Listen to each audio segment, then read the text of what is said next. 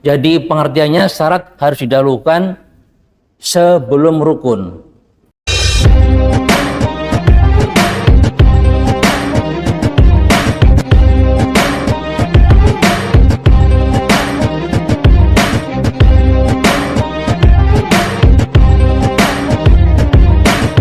Asyartu, syarat itu adalah barang atau sesuatu, ya tawakofu yang bergantung kepadanya, alaihi atasnya, yaitu sihhatus sholah, tentang sahnya sholat.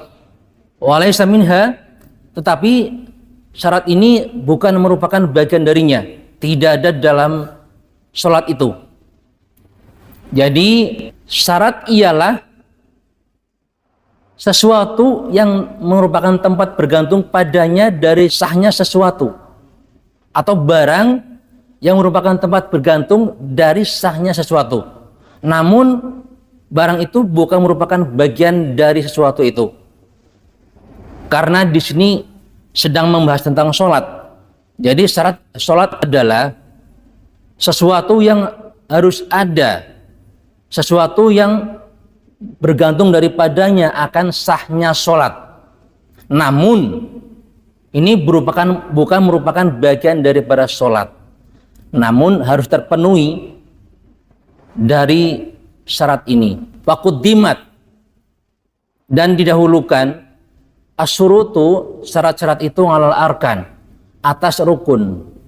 Jadi pengertiannya syarat harus didahulukan sebelum rukun. Syarat ini dilakukan sebelum sholat, dan rukun dilakukan bersama-sama dengan sholat. Jadi syarat dilakukan sebelum rukun. Li'annaha, karena sesungguhnya syarat itu aula bitakdimin, lebih utama didahulukan. Idh syartu, sebab syarat itu adalah sesuatu yang wajib, ma yajibu takdimuhu, wajib didahulukan, ala sholat, atas sholat, wastimraruhu, dan nyambung atau kontinu atau terpenuhi fiha, dalam sholat. Jadi sebab syarat wajib dilakukan, dipenuhi dahulu sebelum sholat, dan tetap terpenuhi dalam sholat. Jadi sesuatu ini harus ada, karena tanpa syarat sholatnya tidak sah. Namun bukan merupakan bagian daripada sholat. Syarat sholat ada 5 macam. Syurutus sholati, utawi syarat-syaratnya sholat itu khamsatun, ada 5. Ahaduha, yang pertama itu toharotun, suci, an hadasin, dari hadas, wa janabatin, dan janabah. Jadi yang pertama syaratnya sholat adalah suci dari hadas dan junub. Ada hadas, ada junub. Hadas pengertiannya adalah hadas kecil yang hilangnya dengan cara berwudu. Kalau junub hadas besar yang hilangnya dengan cara mandi. Jadi ada di sini nggak disebutkan hadas kecil atau hadas besar, tapi hadas dan junub. Kalau pengertian hadas adalah hadas cilik, kalau pengertian junub hadas besar. Kemudian at-taharatu, lughut at-taharatu, atau bersuci atau toharoh menurut arti bahasa atau lughut adalah an-nadhafatu, bersih, wal khulusu, dan suci, minat danas, dari kotoran. Jadi pengertian toharoh menurut lughut atau bahasa adalah bersih dan suci dari kotoran. Kemudian wasyarangan, secara syar'i, secara syara, pengertiannya bersuci atau toharoh adalah raf'ul man'i, menghilangkan, menghalang, al-mutarot tabi, yang menggantungkan, malah hadasi, atas hadas, awin najsi, atau najis. Jadi pengertian secara syara, toharoh adalah menghilangkan penghalang yang menggantungkan hadas dan najis. Jadi penghalang itu dihilangkan, yaitu dengan cara bersuci, supaya tidak menggantungkan lagi hadas dan najis.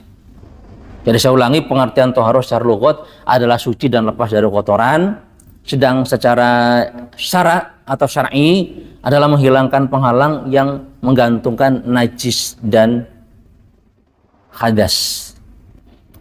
Fal ula aitu haratu an hadasi al wudu. Jadi bersuci yang pertama dari hadas adalah berwudu. Wahwa wudu itu bidomil wawi. Wudu itu dengan domah wawunya, wudu dengan domah wawunya. Artinya adalah istimalul ma'i, menggunakan air an adoi kepada anggota-anggota tubuh maksusatun yang tertentu atau yang dikhususkan. Artinya tidak semua tubuh disiram atau dibasuh. Muftafakatan yang dimulai atau dibuka binyatin dengan niat. Jadi pengertian wudu di sini adalah dengan domah wawu, wuduun. Adalah istimalul ma'i, menggunakan air kepada anggota-anggota tubuh yang tertentu, tidak semua. Muftahatan binyatin yang diawali dengan niat. Seperti firman Allah Subhanahu wa taala, Bismillahirrahmanirrahim. Ayyuhalladzina amanu idza qumtum ila sholati faghsilu wujuhakum wa aydiyakum ilal marafiq wamsahu bi ru'usikum warjulakum ilal ka'bain.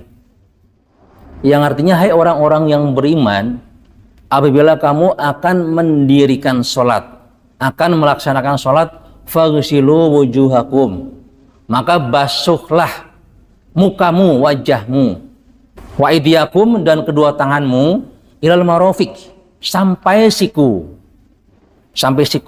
tangan, kedua tangan sampai siku, wamsahu bi ru'usikum, dan saplah biru'usikum, dengan rambut-rambutmu. Jadi bukan yang dibasuh, pengertian bukan kepala, tetapi rambutmu, ru'usikum.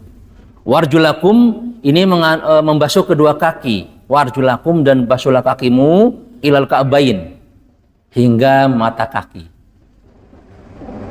Jadi makanya yang di anggota-anggota tubuh yang di dalam wudhu ini ada tertentu, hanya muka atau wajah, kemudian kedua tangan sampai siku, kemudian rambut kepala bukan rambut yang lain, kemudian kedua kaki sampai kedua mata kaki. Artinya muftahatan binyatin, dibuka dengan niat.